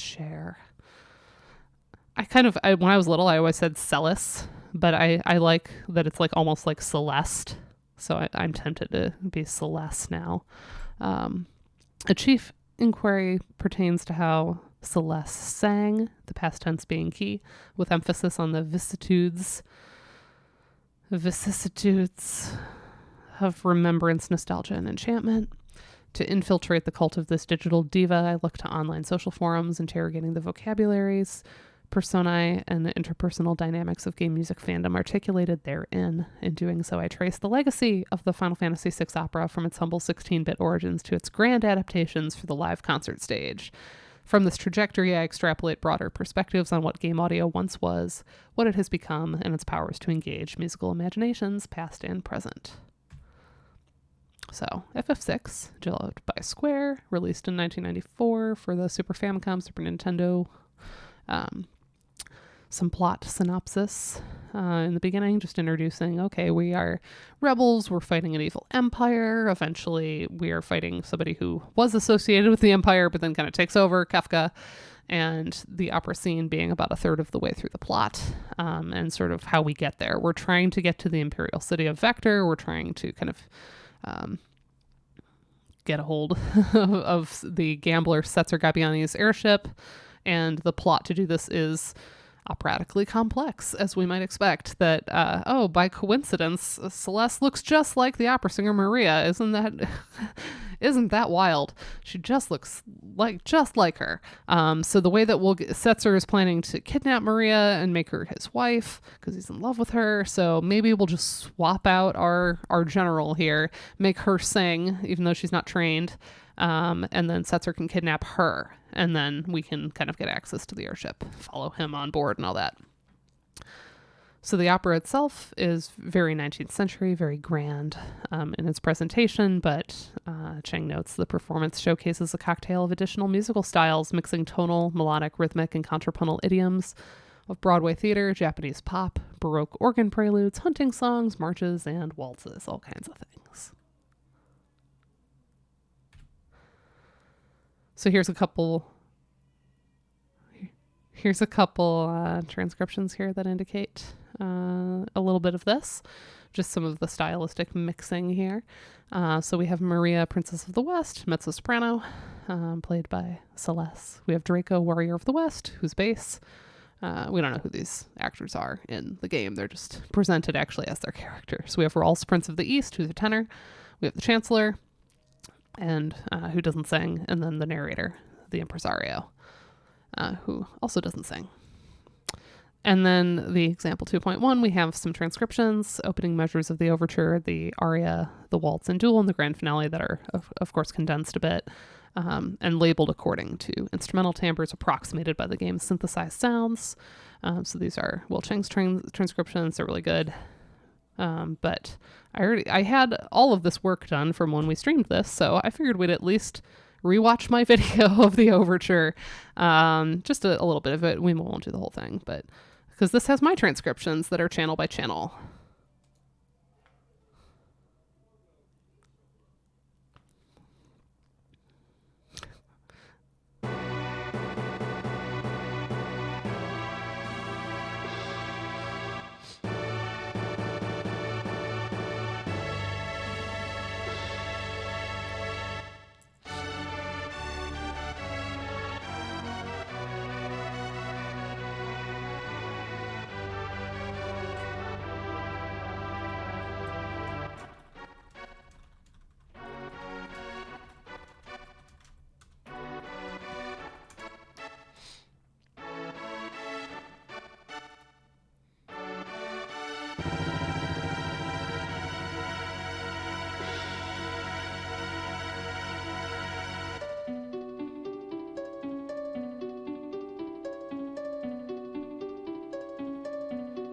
So this is kind of a fun moment to just like pause for a second. So you notice I have a composite harp, and it's so that we can create the illusion of the notes ringing out in a realistic way where they don't cut each other off the way they would in a single channel.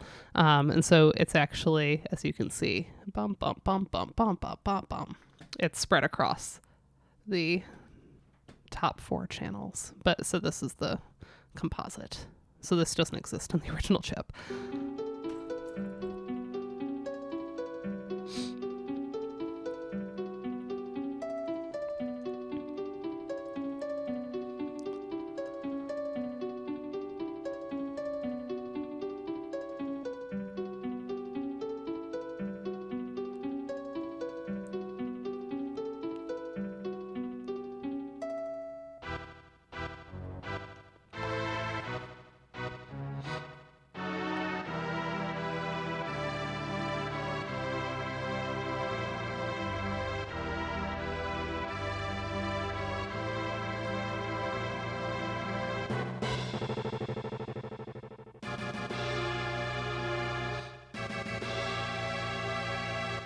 Oh, and I forget this actually. This is like the whole sequence, so it actually gets into. We won't listen to all of this, but you can hear how the lyrics are all just kind of It's like an open vowel. And then I had the lyrics as presented in the Distant Worlds concerts because they kind of align with the rhythms a little better. But I also have the Japanese, and then I have the romanization. So, which of course fits better, as a kid when you're like following the lyrics and like it doesn't quite work, but you're like trying to sing it and jam it in anyway. Best version. Oh, Maria. Yeah. So we get a sense of the sound of the voices here. It's all the same syllable. Excellent. So singing voices in performance are simulated by synthesized tones with each note enunciated as what sounds like an open vowel phoneme. Rapid pulsations within individual tones impart the effect of heavy vibrato. Progressions from note to note occasionally match up with the opening and closing of the performer's mouths and the pixels. So it shores up the impression that this music is indeed sung. And then what follows in the next part, starting on page 67, is sort of the almost like a libretto, or it's a description of the opera in order, including both the onstage and offstage actions. Let's see if I can get that to appear at all.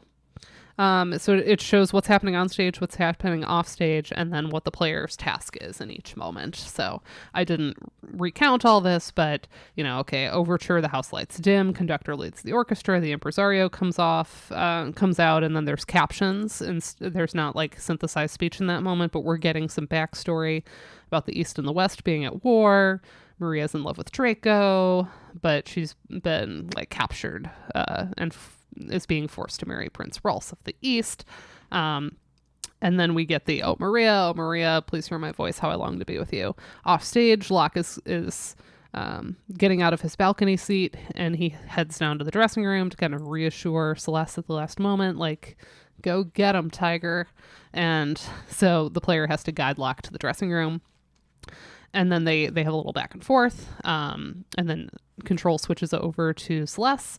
We have to review the libretto, get on stage, and then perform the solo number. And we have to we can check the libretto before we go on. I guess you could also not check the libretto if you've played the game a bunch, or if you just want to take a chance. And then out on the balcony, she sings an aria where she's yearning for Draco. And there is an instrumental interlude where Draco's specter materializes. You have to dance with Maria, and then he vanishes, and then she has to carry some flowers up to the top of the castle and fling them off the balcony.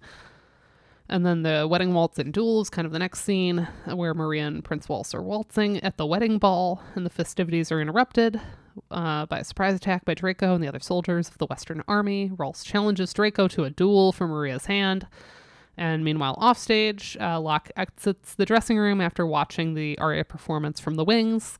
On his way back to the balcony, he sees a piece of paper on the floor with a letter from our favorite purple octopus, Ultros, talking octopus, that the party has already beaten once in the game. He's a comedic boss.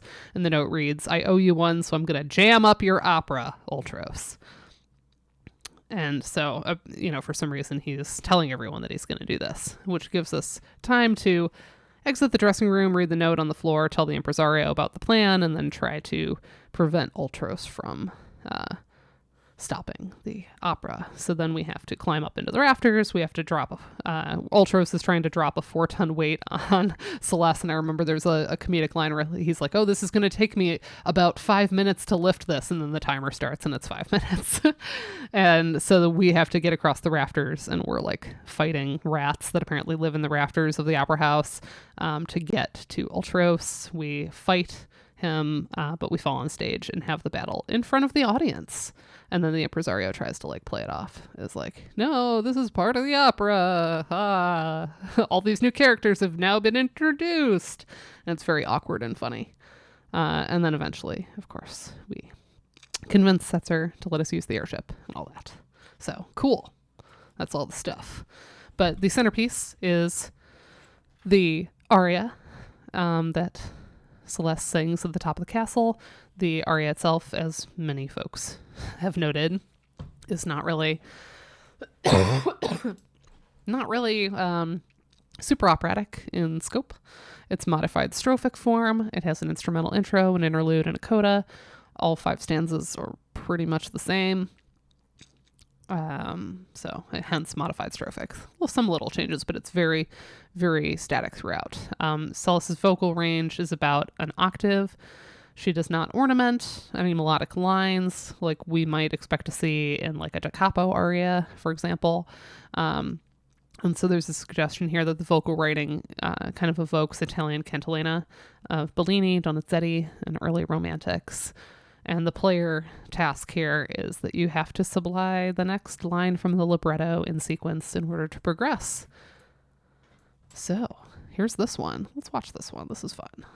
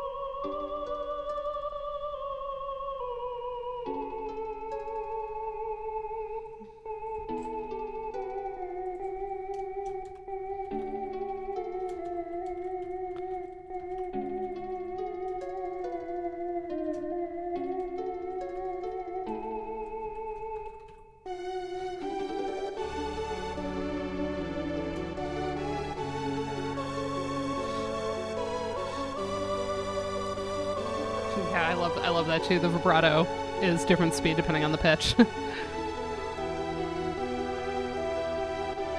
Yeah, original lyrics are bust.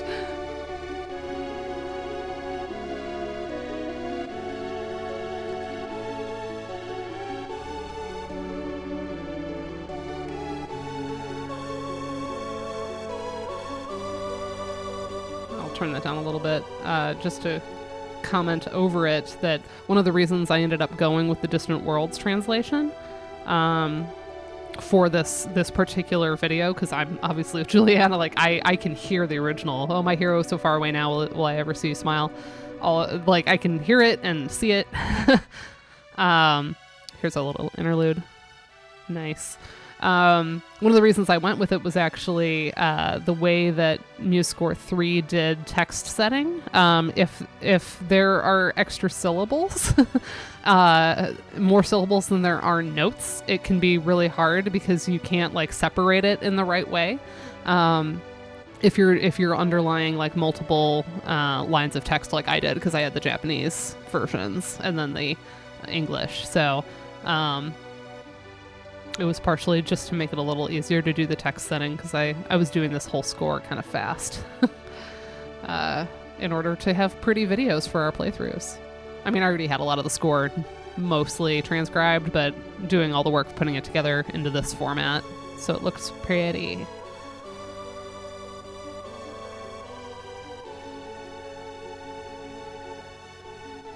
So some of the instrumentation changes a little bit across the stanzas, across the strophes, but the vocal line is the same, pretty much.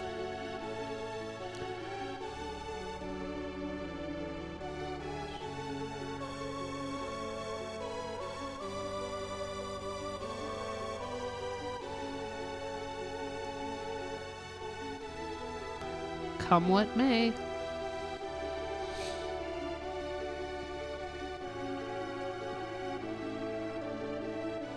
I'll wait for you always. Original lyrics. And then here we are taking the bouquet, we are ascending, or yeah, because the interlude is where we dance with Ralse. And so here we've ascended. She sings her last verse, and then we're chucking the flowers. Nice little ritardando. And then it goes right into the wedding waltz, because the chancellor comes up and he's like, dude, come down. You're like ruining the ball. Come dance with your dude. And she's like, ugh, fine. And so the next sequence is they're dancing, which is a lot prettier than the dance you do with like the ghost Draco, because you're not controlling that dance. And then of course it moves on from there. So yeah, she has to dance and then carry the bouquet of flowers to the top of the castle and fling them off the highest balcony. Screw up though, and you have to start over. There is no proceeding or kind of like improvising in the moment because you've skipped a line. You have to get it right. But it's not as hard as it could be. So it's a nice balance. So I love this quote here that the opera's demands for textual compliance may also resonate more generally with the experiences of music students who are taught to abide by a score's prescriptive authority, aren't we? So we will just wrap up here for this week because I don't want to keep us so long. But there are a lot of YouTube recordings of the aria abound. Gilla Versa sings it beautifully, for example. We have our own friend Madison here who sings it beautifully. A lot of great versions of this aria are all over YouTube where folks have made their own recordings. And so here Cheng is going to turn to the online discussion around this piece. And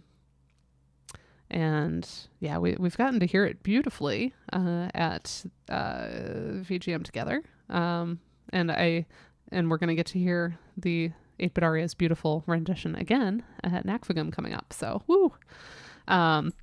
So what's interesting here about the online expressions of fandom is that they weren't available to the extent that they are now in 1994. It's not that nobody was online, right? But it was just not, it was not the same environment. And nor was it as accessible to like the average person. There were people that were online, but they weren't, kind of the average users. So a lot of these people just like had this fandom kind of to themselves. And then, now they're like putting these things up and having nostalgia about them and connecting with other people who also had, a powerful connection to the, you know, I've said before that I actually really like just the sound of the original SBC, even though, yeah, the voices is all, like I find that very charming. And so Cheng is going to get into why exactly. But what's cool is that these sites are, of course, offering current community to folks that are coming together and being like, oh, I loved this piece. I remember this, or I really like this version of it, this arrangement that somebody's done. But it also provides retroactive verification that they've been a community all along. They just hadn't found each other yet. So the next section here is going to look at nostalgic comments on these videos, often invoking expressions of emotion like crying, becoming choked up. And what's especially interesting are the self-identified men who seem glad they aren't the only ones who cried at this scene. So here is a bunch that were on a particular, let's see, the video was by user 0reploid14 from 2006. And it had, by 2012, it had 222,292 views and a lot of 816 user comments totaling about 20,000 words. And so just doing an analysis of the comments, you know, terms like chills, goosebumps, touching, heartbreaking, keep coming up. And so here are some interesting subsets of remarks from users who go the extra mile to identify themselves as men. So we have, I don't even remember what the hell the opera was about, but this makes me, a grown man, cry every time. You're not a man until you cry to this. This part did make me cry, and I am a guy. Think you're not the only one. Tear emoji. LMFAO, I'm glad I'm not the only guy who cried at this part. I'm not the only guy who cried at this part, right? Plus one guy, etc. So the kind of posturing that's happening in these comment spaces, that it's like there's vulnerability and there's a humbleness happening, but it's also a little bit haughty at the same time. But what's interesting is that these are kind of bids for homosocial solidarity via masculinist posturing, which Cheng also describes as, what does he say? The result is the coming out party for tear-prone lovers of synthesized song. Such disclosures of male identity also work to intensify the compliments to the music at hand, affirming that the aria is so beautiful it can even make a guy cry. So here we're going to get into nostalgia a little bit more, and also we're going to start to connect the dots from here to Kafka a little bit more, and the idea that they're kind of maybe opposite sides of the coin, or like the two things that people latch onto from this game the most are this opera sequence and this aria with its synthesized voices, and Kafka's laugh as being this kind of iconic, enduring symbol. So we will pick up with that next week because I've gone 2 hours, so I didn't want to go past that. And yeah, we'll pick this up and then we'll get into chapter 3. I'm hoping we can similarly just kind of cover both next week. And then we will be caught up with Soundplay, with our deep dive monograph series in Soundplay. And so as questions develop, we can continue to post them on kind of our like little book club thing. You can always put them in the chat here. I can always try to go back through and put them in. But yeah, we can just keep building our list of questions for when we have our interview portion here. I'm really excited to go through the rest of this book. I think it's really nice to come back to it and read it very closely, and it's just so influential and so important, and I think it's a must read for everybody, so I'm glad we're kind of reading it together. So we'll see you. The stream team is hoping to stream next week. We just, Ryan's birthday was today, and Julianne and I are both sick, and we're just like not feeling it this week. So we took last night off, which was good. But I think we'll finally jump back into things next week. At least that's the plan. We'll kind of see where we're at. But I should be on board to stream next week. And then of course, next Friday we'll have this, and we'll do more of this, and then we'll kind of be back in the swing of things. So hope you all are either adjusting to your new semesters, or, you know, everything is going well at the end of your breaks, and that, you know, we're all going to see each other soon at NACFAGM in early February. It's not too much longer. Julianne and I just booked our travel today. Well, I booked a flight. Julianne's going to drive, but we're gonna have the same room. We're going to stay together. So we're very excited for that. And for anybody that is going in person, we're so excited to see you. But you know me, I'm going to do my best to continue to make connections to the folks that are there virtually. I'll try to be very present, both with, I don't know, is live tweeting even going to be a thing this year with like the state of Twitter? I don't know.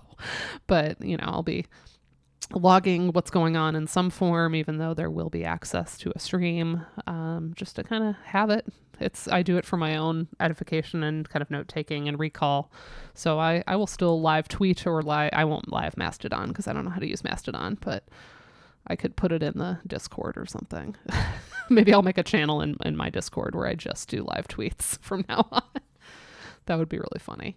But yeah, we will, you know, try to hang out. And like I said, I might try to, like, old school. Remember when Twitch had like IRL streams, when it was just like people in their hot tubs? I guess we still have hot tub streamers, but they would just be like walking around or like getting coffee, or like, it was usually female users.